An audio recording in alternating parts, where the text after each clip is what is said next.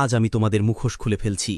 হ্যাঁ, তোমরা ঠিকই শুনেছ, আমি, যাকে তোমরা তরুণ সামরিক জান্তা নেতা বলো, যাকে তোমরা বিপজ্জনক উগ্রপন্থী হিসেবে চিহ্নিত করো, যাকে তোমরা পশ্চিমা বিরোধী স্বৈরাচারী হিসেবে তুলে ধরো, আমি এখন তোমাদের সত্য বলছি। আর এবার তোমরা মাইক্রোফোন বন্ধ করতে পারবে না, এবার তোমরা ক্যামেরা সরাতে পারবে না, এইবার তোমাদের সম্পাদকরা এই ভাষণ কাটতে পারবে না, কারণ তোমরা যে বিশ্বে একচেটি আধিপত্য করতে, তার আর অস্তিত্ব নেই। লক্ষ লক্ষ মানুষ এখন এই কথাগুলো শুনবে, তোমাদের ফিল্টার ছাড়াই, তোমাদের বিকৃতির শিকার না হয়ে, তোমাদের মিথ্যার দ্বারা কলুষিত না হয়ে। আমার বয়স 34 বছর, আমার জীবনের প্রতিটি দিন আমি তোমাদের মিথ্যাচারের মধ্যে বড় হয়েছি। ছোটবেলায় টেলিভিশনে আফ্রিকা দেখতাম, সবসময় একই ছবি, শিশুদের মুখে মাছি, শুকনো জমি, অস্ত্র, মৃত্যু। এটাই আফ্রিকা, যা তারা আমাদের বলতো। আফ্রিকাকে এভাবেই দেখানো হতো, আর আমরা তা বিশ্বাস করতাম। আমরা আমাদের নিজেদের জন্য লজ্জিত ছিলাম, আমরা আমাদের নিজেদের ভূমি, নিজেদের মানুষের জন্য লজ্জিত ছিলাম। কিন্তু তারপর আমি বড় হলাম, আমি পড়েছি, গবেষণা করেছি, প্রশ্ন করেছি এবং বুঝতে পেরেছি যে তোমরা যে আফ্রিকা আমাদের দেখিয়েছ তা বাস্তব নয়। তোমরা যে গল্প আমাদের শুনিয়েছ তা ছিল মিথ্যা। তোমরা আমাদের উপর যে ভাগ্য চাপিয়ে দিয়েছ তা ছিল তোমাদেরই লেখা একটি চিত্রনাট্য। বছরের পর বছর ধরে তোমরা আফ্রিকাকে কিভাবে চিত্রিত করেছ, কিভাবে দেখিয়েছ, কিভাবে তোমাদের দর্শকদের কাছে বিক্রি করেছ, যেন আমরা এমন প্রাণী যাদের সভ্যতার কোনো অংশ নেই, যেন আমরা সভ্যতার বাইরে থাকা অসভ্য প্রাণী, যেন আমরা এমন দুর্ভাগা যারা তোমাদের উদ্ধারের অপেক্ষায় আছি। প্রতিদিন, প্রতি ঘণ্টায়, প্রতি মিনিটে একই গল্প তোমাদের পর্দায় চলতে থাকে: ক্ষুধা, যুদ্ধ, রোগ, দুর্নীতি, সন্ত্রাস, বিশৃঙ্খলা। আফ্রিকা বললেই এই শব্দগুলো মাথায় আসে। তোমাদের আফ্রিকার অভিধানে অন্য কোনো শব্দ নেই, কোনো আশা নেই, কোনো সফলতা নেই, কোনো উন্নয়ন নেই, কোনো প্রতিরোধ নেই, কোনো সম্মান নেই, কোনো গর্ব নেই, কোনো বিজয় নেই। তাই আমি তোমাদের জিজ্ঞাসা করি, New York Times, Washington Post, Guardian, Le Monde, তোমরা কি কখনো আফ্রিকার সাফল্যকে তোমাদের শিরোনাম করেছ? রুয়ান্ডার টেকনোলজি মিরাকেল নিয়ে তোমরা কতবার লিখেছ? ইথিওপিয়ার রিফরেস্টেশন প্রজেক্ট তোমরা কতবার দেখিয়েছ? বোতসোয়ানার ডেমোক্রেটিক সাফল্যের প্রশংসা তোমরা কতবার করেছ? কেনিয়ার এন্টারপ্রেনিয়াল ইকোসিস্টেমের বর্ণনা তোমরা কতবার দিয়েছ?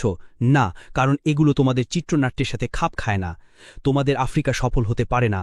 এটা হতে পারে না, কারণ তাহলে তোমরা কিভাবে তোমাদের শোষণকে বৈধতা দেবে? যদি সাহায্যের প্রয়োজন না হয়, তাহলে তোমরা কিভাবে হস্তক্ষেপ করবে? যদি পিছিয়ে না থাকে, তাহলে তোমরা তাকে কিভাবে নিচু নজরে দেখবে? তোমরা কি কখনো নিজেদের জিজ্ঞাসা করেছ, কোনো সম্পাদক কি তার ডেস্কে বসে, কোনো নিউজ ডিরেক্টর কি মিটিংয়ে, কোনো কলামিস্ট কি তার কিবোর্ডে কখনো ভেবেছে কেন বিশ্বের সবচেয়ে ধনী ভূমির মানুষ গরিব? এই নাও তোমাদের জন্য আসল সংখ্যা। আফ্রিকার কাছে বিশ্বের 70% কোবাল্ট রিজার্ভ রয়েছে। তোমাদের সেলফোন, তোমাদের কম্পিউটার, তোমাদের ইলেকট্রিক গাড়ি কোবাল্ট ছাড়া চলবে না। এই কোবাল্ট কঙ্গো থেকে আসে, কিন্তু কঙ্গোর মানুষ সেলফোন কিনতে পারে না। আফ্রিকার কাছে বিশ্বের 90% প্ল্যাটিনাম রিজার্ভ রয়েছে। Catalytic converter, electronic device, medical implant, সবকিছুর জন্য প্ল্যাটিনাম প্রয়োজন। এই প্ল্যাটিনাম দক্ষিণ আফ্রিকা থেকে আসে, কিন্তু দক্ষিণ আফ্রিকার মানুষ বেকারত্বের চাপে পিষ্ট। আফ্রিকা বিশ্বের 30% স্বর্ণ উৎপাদন সরবরাহ করে। মালি, বুর্কিনা ফাসো, ঘানা, তানজানিয়া, আমাদের ভূমি থেকে নদীর মতো সোনা প্রবাহিত হয়, কিন্তু আমাদের মানুষ দারিদ্র্যে সাঁতার কাটে। আফ্রিকা বিশ্বের 65% হীরা উৎপাদনও সরবরাহ করে। Botswana, Angola, Congo, Sierra Leone কোটি কোটি ডলার মূল্যের হীরা উত্তোলন করা হয়, কিন্তু আমাদের খনিজ শ্রমিকরা দিনে $1 জীবনযাপন করে। আফ্রিকার কাছে বিশ্বের 35% ইউরেনিয়াম রিজার্ভ রয়েছে। নাইজার, নামিবিয়া, দক্ষিণ আফ্রিকা। পারমাণবিক কেন্দ্রগুলো আমাদের ইউরেনিয়ামে চলে, প্যারিসের আলো আমাদের ইউরেনিয়ামে জ্বলে, কিন্তু আমাদের গ্রামে বিদ্যুৎ নেই। আর তোমরা এখনও জিজ্ঞাসা করো আফ্রিকা কেন গরিব? না, সঠিক প্রশ্ন হলো এত ধনী হওয়া সত্ত্বেও আফ্রিকাকে কিভাবে গরিব করে রাখা হয়েছে। এই নাও তোমাদের উত্তর। উপনিবেশবাদ শেষ হয়নি, এটা রূপ পরিবর্তন করেছে। তোমরা আগে এসে আমাদের ভূমি দখল করতে, এখন তোমরা এসে কোম্পানি প্রতিষ্ঠা করো। তোমরা আগে জোর করে নিতে, এখন তোমরা চুক্তি করো। তোমরা আগে চাবুক দিয়ে শাসন করতে, এখন তোমরা ঋণ দিয়ে শাসন করো। আমাকে কিছু শক্ত উদাহরণ দিতে দাও, সংখ্যা, নাম, তারিখ সহ, কিন্তু তোমরা এসব নিয়ে কখনো লিখবে না। গ্লেনকোর, সুইস ভিত্তিক মাইনিং জায়ান্ট, কঙ্গোতে কোবাল্ট উত্তোলন করে। 2022 সালের আয় $256 বিলিয়ন। কঙ্গোকে দেওয়া কর $500 মিলিয়ন। এটা 0.2%। এটা কি ন্যায় বিচার? Rio Tinto, British Australian mining giant, গিনিতে বক্সাইট উত্তোলন করে, বছরে 20 মিলিয়ন টন। গিনির জন্য কি অবশিষ্ট থাকে? পরিবেশ দূষণ এবং ক্যান্সার। টোটাল, যেটা এখন টোটাল এনার্জিস, ফরাসি হয়ের জায়ান্ট, অ্যাঙ্গোলা, নাইজেরিয়া, কঙ্গোতে তেল উত্তোলন করে। 2022 সালের মুনাফা $36 বিলিয়ন। আফ্রিকায় বিনিয়োগ, নোংরা পাইপলাইন। অ্যাংলো আমেরিকান, দক্ষিণ আফ্রিকায় প্রতিষ্ঠিত, কিন্তু এখন লন্ডনে। হীরা, প্ল্যাটিনাম, লোহা সবকিছু নিয়ে যাচ্ছে। দক্ষিণ আফ্রিকায় কি রেখে গেছে? 60 লক্ষ বেকার খনিজ শ্রমিক। আর এগুলো তো আইসবার্গের চূড়ামাত্র। আর অদৃশ্য গোপন চুক্তি, অফশোর অ্যাকাউন্ট, ট্রান্সফার প্রাইসিংয়ের কৌশলের কি হবে? প্রতি বছর $88 বিলিয়ন অবৈধ অর্থ আফ্রিকা থেকে বেরিয়ে যায়। কে লেখে এসব নিয়ে? প্রতি বছর $45 বিলিয়ন সাহায্য আফ্রিকায় আসে, সবাই এটা নিয়ে লেখে। কিন্তু কেউ বলে না আফ্রিকা সাহায্য গ্রহণকারী মহাদেশ নয়, এটি সাহায্য প্রদানকারী মহাদেশ। যখন তোমরা ফোলাপেটের উপর তোমাদের ক্যামেরা জুম করো, তখন পটভূমিতে একটি বিশাল ব্যবস্থা নীরবে কাজ করে। প্রতিদিন টন টন সোনা, হীরা, কোবাল্ট, ইউরেনিয়াম তেল আমাদের ভূমি থেকে বেরিয়ে যায়। কিন্তু কিভাবে? এই হলো সেই ব্যবস্থা। ধাপ ১, দুর্নীতি তৈরি করো, আমাদের নেতাদের ঘুষ দাও, অফশোর অ্যাকাউন্ট খোলো, তাদের বিলাসী জীবনের প্রতিশ্রুতি দাও, তাদের ছেলেমেয়েদের তোমাদের স্কুলে পাঠাও। ধাপ ২, চুক্তি করো, ৫০ বছর ৯৯ বছরে ছাড়পত্র নাও, কর অব্যাহতির জন্য অনুরোধ করো, পরিবেশগত নিয়ম থেকে অব্যাহতি পাও, শ্রম অধিকার উপেক্ষা করো। ধাপ ৩, অবকাঠামো নিয়ন্ত্রণ করো, বন্দর, আইবন্দর, রেলপথ দখল করো, তবে কেবল খনি থেকে বন্দর পর্যন্ত।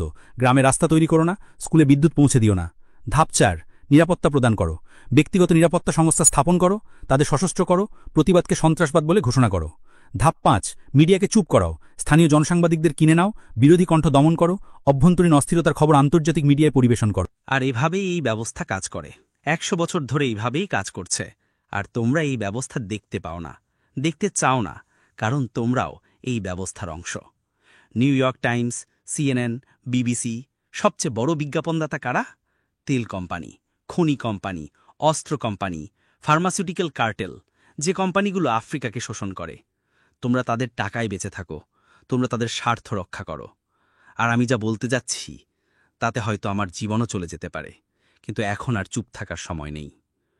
আফ্রিকায় ফ্রান্সের ব্যবস্থা হল CFA ফ্রাঙ্ক। ১৪টি আফ্রিকান দেশ এখনও ফরাসি উপনিবেশিক মুদ্রা ব্যবহার করে। এই দেশগুলোর কেন্দ্রীয় ব্যাংকের রিজার্ভের 50% ফরাসি ট্রেজারিতে জমা থাকে।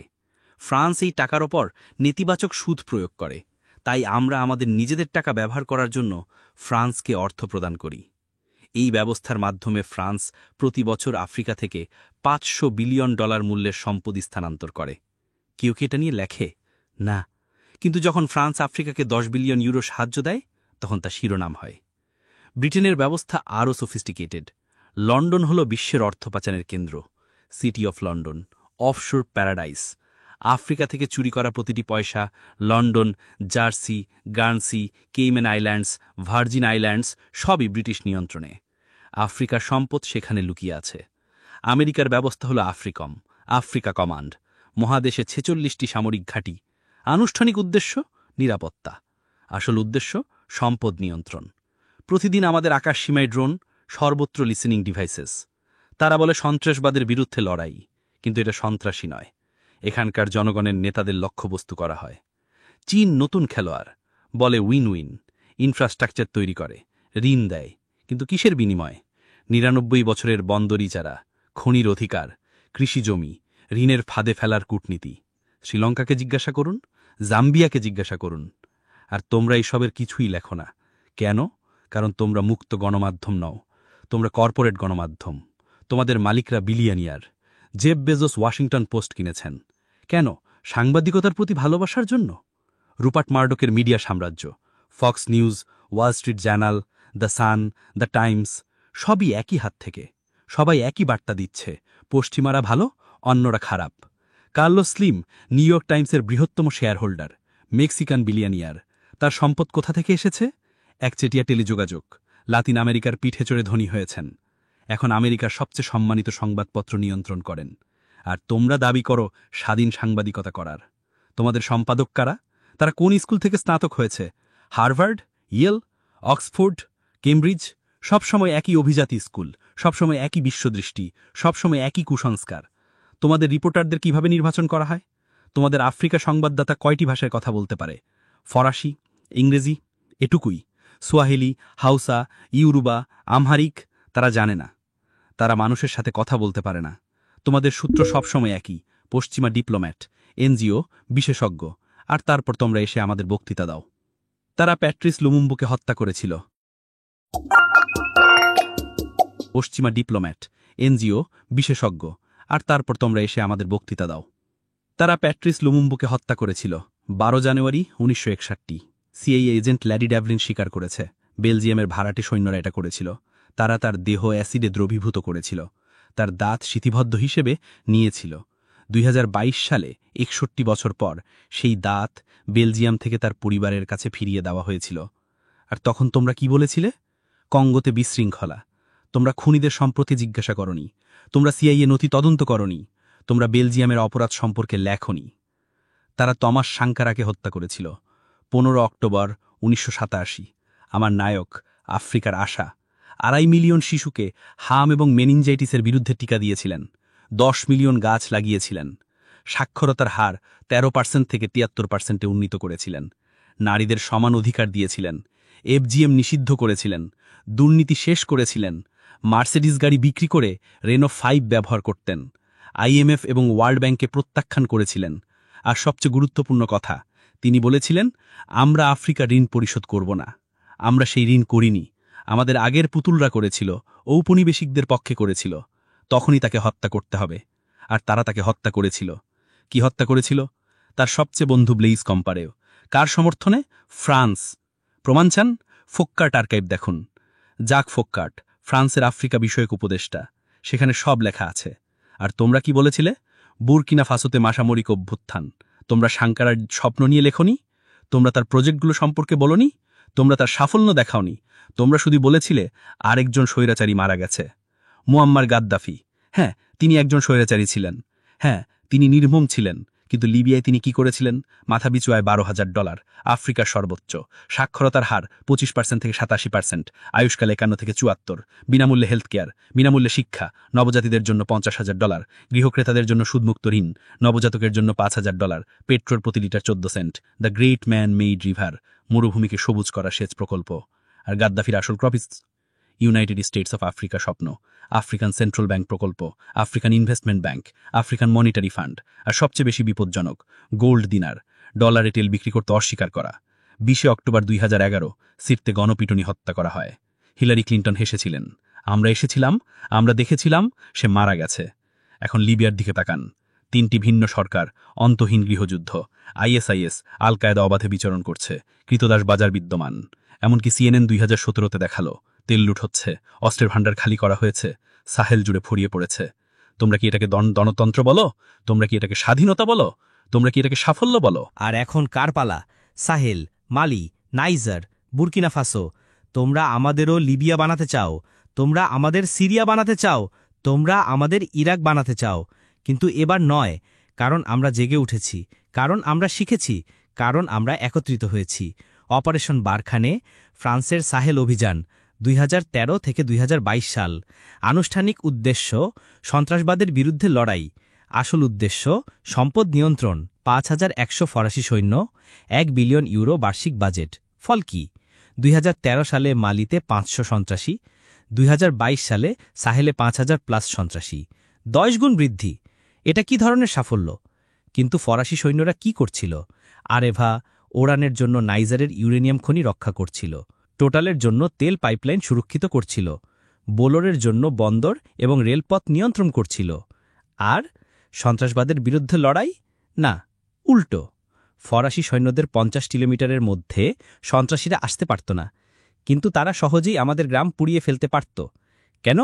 কারণ বিশৃঙ্খলা তাদের উদ্দেশ্য সাধন করত। যদি বিশৃঙ্খলা থাকে, তারা নিরাপত্তার কারণে থাকতে পারত।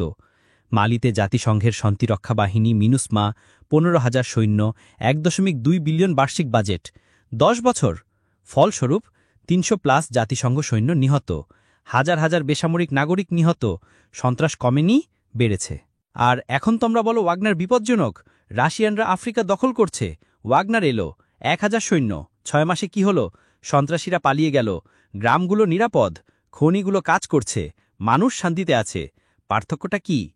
ওয়াগনার হলো মিত্র, যাকে আমরা আমন্ত্রণ জানিয়েছি।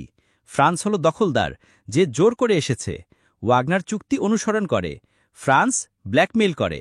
ওয়াগনার ফল দেয়, ফ্রান্স অজুহাত তৈরি করে। কিন্তু তোমরা সত্য লেখো না। তোমরা বলো রাশিয়ান ভাড়াটে সৈন্য। আচ্ছা, ফরাসি লেজিও এত্রঞ্জের কি? তারা কি ভাড়াটে সৈন্য নয়? আমেরিকান ব্ল্যাকওয়াটার একাডেমি কি? ব্রিটিশ G4S কি? ইসরায়েলি ব্ল্যাক কিউব কি? তারা নিরাপত্তা সংস্থা। ওয়াগনার একটি হুমকি। কেন? কারণ ওয়াগনার তোমাদের নয়। আর সন্ত্রাসবাদের বিষয়টা? কে এই সন্ত্রাস তৈরি করেছে? কে আল কায়েদা প্রতিষ্ঠা করেছে? 1980-র দশকে আফগানিস্তানে সিআইএ, পাকিস্তানের আইএসআই, সৌদি অর্থ, সোভিয়েতদের বিরুদ্ধে। বিন লাদেন সিআইএ লোক ছিল। তোমরা তাদের মুক্তিযোদ্ধা বলেছিলে। কারা তালেবানকে সমর্থন করেছিল? আবারও তোমরা। সোভিয়েত দখলের বিরুদ্ধে বীর মুজাহিদিন। তোমরা অস্ত্র দিয়েছ, টাকা দিয়েছ, প্রশিক্ষণ দিয়েছ, তারপর তোমরা নিয়ন্ত্রণ হারিয়েছ। আইএসআইএস কিভাবে জন্ম নিল? 2003 ইরাক আক্রমণ। তোমরা সাদ্দামকে ক্ষমতাচ্যুত করেছ, তোমরা সেনাবাহিনী ভেঙে দিয়েছ, তোমরা বাথ পার্টি নিষিদ্ধ করেছ, তোমরা আবু গারিবে নির্যাতন করেছ, আর সেই লোকগুলো আইএসএস হয়ে গেছে। তারপর সিরিয়া, তোমরা বলেছিলে আসাদকে যেতে হবে, তোমরা বলেছিলে মধ্যপন্থী বিদ্রোহী, তোমরা অস্ত্র দিয়েছ, সেই অস্ত্র আইএসএসের কাছে গেছে, আল নুসরার কাছে গেছে। তোমরা লিবিয়া ধ্বংস করেছ, গাদ্দাফির অস্ত্রের ভাণ্ডার কারা লুট করেছে, সেই অস্ত্র কোথায় গেছে? মালি, নাইজার, বুরকিনা ফাসো, নাইজেরিয়া, চাদে। কারা বোকো হারামকে শক্তিশালী করেছে? 2009 সালে নাইজেরিয়ান পুলিশ তাদের নেতা মোহাম্মদ ইউসুফকে বিচার বহির্ভূতভাবে হত্যা করে। তোমরা কি বলেছিলে? কিছুই না। তোমাদের মানবাধিকার সংস্থাগুলো কোথায় ছিল? নীরব। তারপর প্রতিশোধ শুরু হলো, বোকো হারাম উগ্রপন্থী হয়ে উঠল। কিন্তু তারা অস্ত্র কোথায় পেল? লিবিয়া থেকে, যে লিবিয়া তোমরা ধ্বংস করেছ। আর এখন তোমরা এসে আমাদের সন্ত্রাসবাদের বিরুদ্ধে লড়াইয়ের বক্তৃতা দিচ্ছ। তোমরা কি আমাদের তৈরি করা দানবদের পরিষ্কার করতে সাহায্য করছ? না, আমরা এখন খেলাটা ধরে ফেলেছি। সন্ত্রাস হলো তোমাদের ট্রোজান হর্স, যা তোমরা তৈরি করো, তারপর তোমরা সন্ত্রাসের অজুহাতে আসো, থাকো, শোষণ করো। কিন্তু এখন সব শেষ। আমরা আমাদের নিরাপত্তা নিজেরাই নিশ্চিত করব। আমরা আমাদের নিজস্ব পদ্ধতিতে লড়াই করব এবং আমরা জিতব, কারণ আমরাই মাটির সন্তান। আমরা এই ভূমিকে চিনি, আমরা এই মানুষকে চিনি। আমরা সন্ত্রাসী এবং গ্রামবাসীকে আলাদা করতে পারি। আমরা তোমাদের মতো ড্রোন থেকে, স্যাটেলাইট থেকে 10,000 কিলোমিটার দূর থেকে যুদ্ধ করি না। আর আমরা জিতছি। মালি, নাইজার, বুরকিনা ফাসোতে সন্ত্রাস শেষ হচ্ছে, গ্রামগুলো নিরাপদ, মানুষ আশাবাদী, কারণ এখন আমাদের নিজস্ব সেনাবাহিনী, আমাদের নিজস্ব পুলিশ লড়ছে, বিদেশিদের জন্য নয়, জনগণের জন্য। কিন্তু তোমরা এটা হজম করতে পারছ না। তোমরা বলছো গণতান্ত্রিক পশ্চাৎপসরণ, তোমরা বলছো মানবাধিকার লঙ্ঘন। কোন গণতন্ত্র? কোন মানবাধিকার? গুয়ান্তানামোতে কতজন বিনা বিচারে আটক আছেন? আবু গারিবে কি হয়েছিল? বাগরামে তোমরা কাকে হত্যা করেছিলে? সিআইএর ব্ল্যাক সাইটগুলোতে তোমরা কাকে নির্যাতন করেছিলে? জুলিয়ান অ্যাসান্স কেন তোমাদের যুদ্ধ অপরাধ ফাঁস করার জন্য কারাগারে? চেলসি ম্যানিং কেন সত্য ফাঁস করার জন্য বছরের পর বছর কারাগারে কাটিয়েছেন? এডওয়ার্ড স্নোডেন কেন তোমরা যে সবার উপর গুপ্তচুরি করো তা প্রকাশ করার জন্য পলাতক? আর তোমরা আমাদের মানবাধিকার নিয়ে বক্তৃতা দাও? তোমাদের ড্রোন হামলায় কতজন বেসামরিক নাগরিক মারা গেছে? তোমরা বলো কলাটারাল ড্যামেজ, আর এগিয়ে যাও।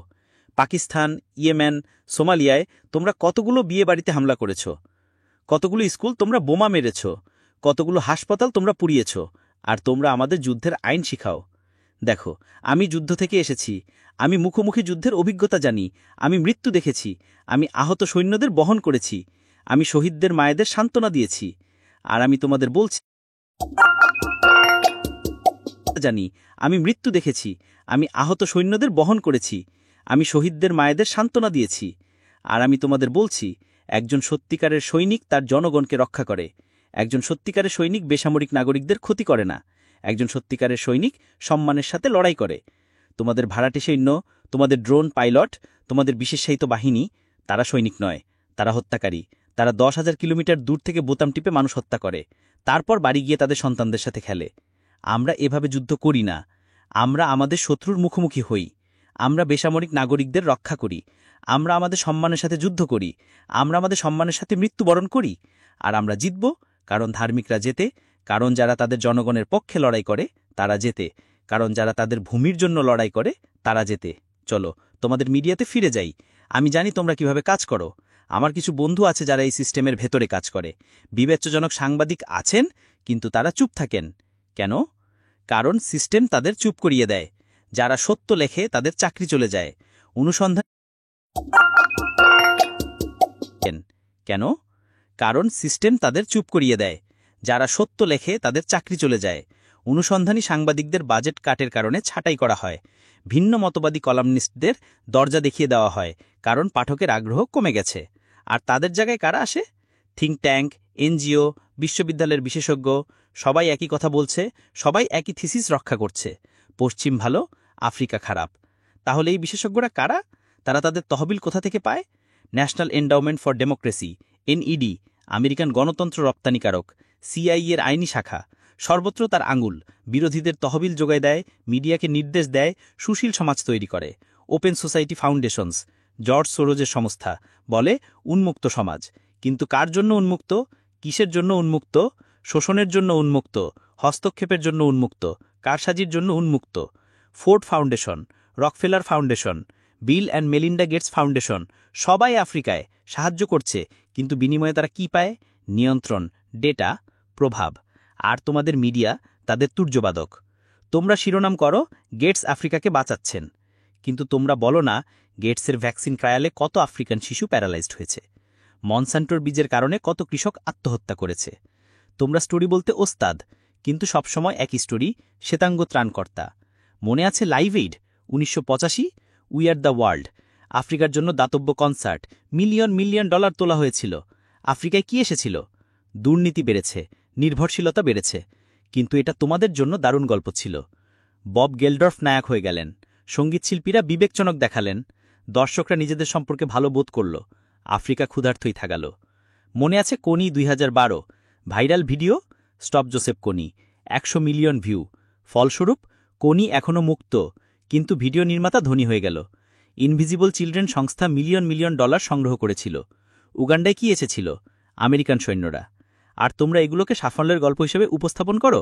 অ্যাঞ্জেলিনা জোলি, ম্যাডোনা, বোনো সবাই আফ্রিকায় ভলান্টিয়ার। তারা আসে, ছবি তুলে, শিশু দত্তক নেয়, চলে যায়। আর তোমরা বলো আফ্রিকায় আগ্রহ বেড়েছে।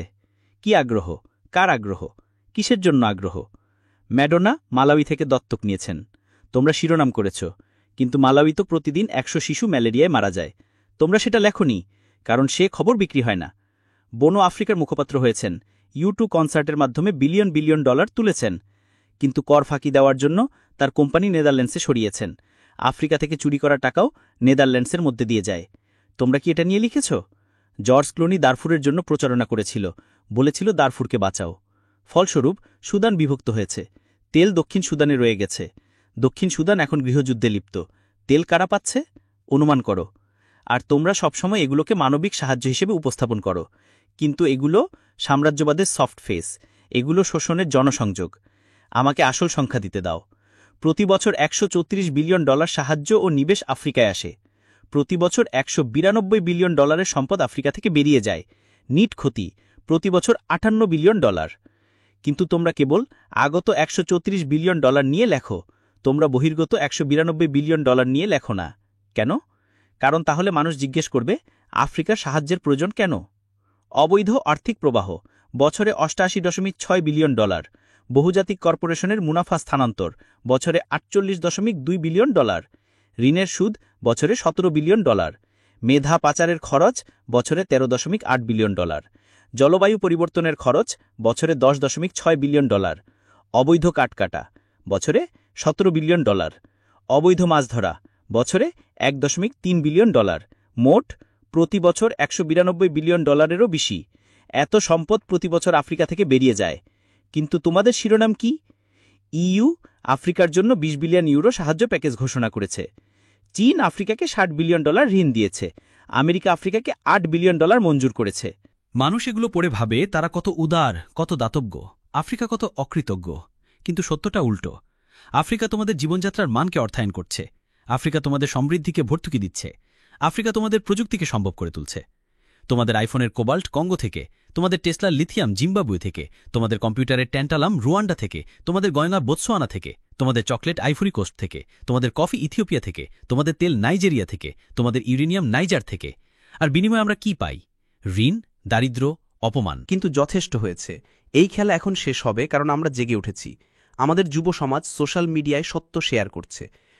#ফ্রান্স আউট 100 মিলিয়ন বার ব্যবহৃত হয়েছে। #Africa is bleeding 50 million. #Stop exploiting Africa 75 million. আর তোমরা কি করছো? তোমরা বলছো রাশিয়ান বট, তোমরা বলছো চীনা প্রোপাগান্ডা, তোমরা বলছো ডিসইনফরমেশন। না, এগুলো আসল আফ্রিকানদের আসল কণ্ঠস্বর। এটা আসল ক্ষোভ, এটা আসল জাগরণ।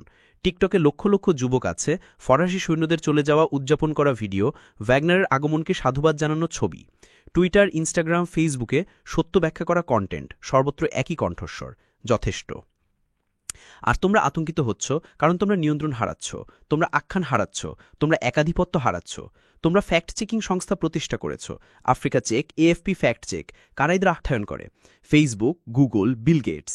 সেই একই সিস্টেম আবার। তোমরা কি পরীক্ষা করছো? কার তথ্যের সপক্ষে তোমরা দাঁড়াচ্ছ? আমরা বলি ফ্রান্স বছরে $500 বিলিয়ন শোষণ করে, তোমরা বলো মিথ্যা, মাত্র 440 বিলিয়ন, যেন তাতে পরিস্থিতির কোনো পরিবর্তন হয়, যেন 440 বিলিয়ন কম। আমরা বলি ওয়াগনার সফল হয়েছে, তোমরা বলো ওয়াগনার মানবাধিকার লঙ্ঘন করে। আচ্ছা, ফরাসি সৈন্যরা কি করছিল? ফুলানি গ্রামে বোমা ফেলছিল, ডোগন মিলিশিয়াদের সশস্ত্র করছিল, ভুলবশত বিয়েবাড়িতে হামলা করছিল। তোমাদের ভণ্ডামি এত স্পষ্ট যে কেউ আর তোমাদের বিশ্বাস করে না। মনে আছে সিএনএনে অ্যান্ডারসন কুপার কি বলেছিলেন? আফ্রিকায় দেনতন্ত্র হ্রাস পাচ্ছে। কোন দেনতন্ত্র? অ্যান্ডারসন, তোমাদের দেনতন্ত্র, আমেরিকার দেনতন্ত্র, তোমাদের ক্যাপিটাল দাঙ্গা 6 জানুয়ারি 2021। তোমরা বলেছিলে দেনতন্ত্রের উপর হামলা, 5 জন মারা গিয়েছিল। আমাদের সাঙ্কারার হত্যাকাণ্ড 15 অক্টোবর 1987। তোমরা বলেছিল অভ্যন্তরীণ ব্যাপার, 1 জন মারা গিয়েছিল, কিন্তু সেই ব্যক্তি ছিল 20 মিলিয়ন মানুষের আশা। তোমাদের নির্বাচনে কর্পোরেশনগুলো প্রার্থীদের অর্থায়ন করে, লবিস্টরা আইন লেখে, তোমরা আমাদের নির্বাচনকে কারচুপিপূর্ণ বলো। তোমাদের দেশে পুলিশ কৃষ্ণাঙ্গদের হত্যা করে, জর্জ ফ্লয়েড, ব্রিওনা টেইলর, আহমাদ আরবেরি। তোমরা আমাদের পুলিশি সহিংসতা নিয়ে বক্তৃতা দাও। বিবিসিতে কাশিয়া মাদেরা আফ্রিকার নিউজ উপস্থাপন করেন, পুলিশ বংশোদ্ভূত। তিনি আফ্রিকায় কত বছর থেকেছেন? তিনি কয়টি আফ্রিকান ভাষায় কথা বলেন? কিন্তু প্রতিদিন তিনি একজন আফ্রিকা বিশেষজ্ঞ হিসেবে কথা বলেন। আফ্রিকা এমন, আফ্রিকা তেমন। ফ্রান্স 24-এ ক্যামেরাম্যান, সম্পাদক, প্রডিউসার, বেশিরভাগই ফরাসি। এমনকি আফ্রিকান সংবাদদাতারাও বেশিরভাগই ফরাসি। আর তারা বস্তুনিষ্ঠ সাংবাদিকতা করে। এমনকি আল জাজিরা কাতার এটি অর্থায়ন করে। সাহেলে কাতারের কি কাজ? কিন্তু প্রতিদিন তারা সাহেল সংকট নিয়ে রিপোর্ট করে। তারা কার সংকটের কথা বলছে? Deutsche Welle, Voice of America, RFI, সবই রাষ্ট্রীয় মিডিয়া, সবই প্রচারণার হাতিয়ার, কিন্তু তারা স্বাধীন মিডিয়ার ভূমিকা পালন করে। আর আমাদের লোকাল মিডিয়া বেশিরভাগই বিক্রি হয়ে গেছে, বেশিরভাগই কাপুরুষ, বেশিরভাগই নির্ভরশীল। বুর্কিনা ফাসোর লাপেইস পত্রিকা সম্পাদককে, তিনি কোথা থেকে শিক্ষালাভ করেছেন? তিনি তার তহবিল কোথা থেকে পান? তার বিজ্ঞাপনদাতা কারা? আমরা উত্তরগুলি জানি। সবাই একই সিস্টেমের সাথে বাধা, সবাই একই প্রভুর সেবা করছে। কিন্তু একটি নতুন প্রজন্ম আসছে, ব্লগার, ইউটিউবার, পডকাস্টার। তাদের কোনো ভয় নেই, তাদের কোনো প্রভু নেই। জেমস কোট্টো, নাতালি ইয়াংবে, কেমি সেবা। তাদের লক্ষ লক্ষ অনুসারী, তারা সত্য বলে, তারা সিস্টেমকে উন্মোচন করে, আর তোমরা তাদের চরমপন্থী হিসেবে চিহ্নিত করো। তোমরা তাদের টুইটার বন্ধ করার চেষ্টা করো, তোমরা তাদের ইউটিউব সীমাবদ্ধ করো, কিন্তু বৃথা। সত্যকে থামানো যায় না। তোমরা একটা চ্যানেল বন্ধ করো, 10টা খোলে। তোমরা একটা কণ্ঠস্বর চুপ করাও, 1000টা জেগে উঠে। এই তোমাদের প্রতি আমার শেষ বার্তা। তোমাদের মিথ্যাচারে শেষ হচ্ছে, তোমাদের সাম্রাজ্য ভেঙে পড়ছে, তোমাদের একাধিপত্য চূর্ণমার হচ্ছে। আর এর জায়গায় কি আসছে? সত্য, ন্যায়, বিচার, স্বাধীনতা। আফ্রিকার তোমাদের গল্প নয়। আফ্রিকা নিজের গল্প লিখছে, নিজের ক্যামেরায় চিত্রগ্রহণ করছে, নিজের ভাষায় বলছে। আর এই গল্পে তোমরা নায়ক নও, ত্রাণকর্তা নও, উপকারী নও। এই গল্পে তোমরাই দোষী, উপনিবেশিক, মিথ্যাবাদী, চোর। তবে তোমাদের এখনও সুযোগ আছে। তোমরা এখনও বদলাতে পারো, তোমরা এখনও সঠিক পক্ষে দাঁড়াতে পারো। তোমাদের মধ্যে বিবেকবান সাংবাদিক আছেন, আমি জানি। আমি তাদের চিনি। আমরা কথা বলি, আমি তাদের আহ্বান জানাই। সাহস জোগাড় করো, সত্য লেখো, সিস্টেমের বিরুদ্ধে বিদ্রোহ করো। তোমাদের চাকরি চলে যেতে পারে, তোমরা বেকার হয়ে যেতে পারো, তোমাদের হুমকি দেওয়া হতে পারে, কিন্তু তোমরা ইতিহাসের সঠিক পক্ষে থাকবে। তোমরা লজ্জাহীনভাবে তোমাদের সন্তানদের মুখের দিকে তাকাতে পারবে, তোমাদের বিবেক শান্তিতে ঘুমাবে। আর আফ্রিকা তোমাদের ভুলবে না। আফ্রিকা তার বন্ধু এবং শত্রুকে মনে রাখে। এডওয়ার্ড স্নোডেনের মতো হও, জুলিয়ান অ্যাসাঞ্জের মতো হও, ড্যানিয়েল এলসবার্গের মতো হও। সত্যের পক্ষে দাঁড়াও। অথবা তোমাদের মিথ্যাচার চালিয়ে যাও, তোমাদের অন্ধত্ব চালিয়ে যাও, তোমাদের সম্পৃক্ততা চালিয়ে যাও, কিন্তু জেনে রাখো তোমাদের শেষ আসন্ন। তোমাদের দর্শক কমছে, তোমাদের বিশ্বাসযোগ্যতা ক্ষয় হচ্ছে, তোমাদের ক্ষমতা নিঃশেষ হচ্ছে। নতুন প্রজন্ম তোমাদের বিশ্বাস করে না, নতুন প্রজন্ম তোমাদের কথা শোনে না, নতুন প্রজন্ম তোমাদের প্রত্যাখ্যান করে। আর আফ্রিকার সেই নতুন প্রজন্ম হলো 60 কোটি মানুষ। 60% 25 বছরের কম বয়সী, শিক্ষিত, সংযুক্ত, ক্ষুব্ধ। তারাই আমার সেনাবাহিনী, তারাই আমার অস্ত্র, তারাই আমার বিজয়। এবং তাদের সাথে আমরা একটি নতুন বিশ্ব গড়ছি, মিথ্যাচার ছাড়া, শোষণ ছাড়া, অপমান ছাড়া। এই বিশ্বে আফ্রিকা মুক্ত হবে, আফ্রিকা শক্তিশালী হবে, আফ্রিকা নেতা হবে। আর তোমরা শুধু একটা দুঃস্বপ্ন, একটি লজ্জাজনক পাদটিকা, একটি সতর্কমূলক উদাহরণ হিসেবে থেকে যাবে। ভবিষ্যৎ প্রজন্ম ইতিহাসের বইতে পড়বে, 21 শতাব্দীর শুরুতে কিছু মিডিয়া সংস্থা ছিল, তারা মিথ্যা বলতো, তারা শোষণের সেবা করত, তারপর আফ্রিকা জেগে উঠল, আর তারা অদৃশ্য হয়ে গেল। এটাই তোমাদের শেষ, অনিবার্য, অপরিবর্তনীয়, নিশ্চিত। আমি ইব্রাহিম ট্রাওরে, বুর্কিনা ফাসোর নেতা নই, বরং তার সেবক। আফ্রিকা স্বৈরতান্ত্রিক নই, বরং তার সন্তান। আর তোমাদের দুঃস্বপ্ন নই, বরং তোমাদের আয়না। এই আয়নার দিকে ভালো করে তাকাও, নিজেদের দেখো, তোমাদের মিথ্যা, তোমাদের ভণ্ডামি, তোমাদের অপরাধ দেখো এবং প্রস্তুত হও, কারণ বিচারের দিন আসছে।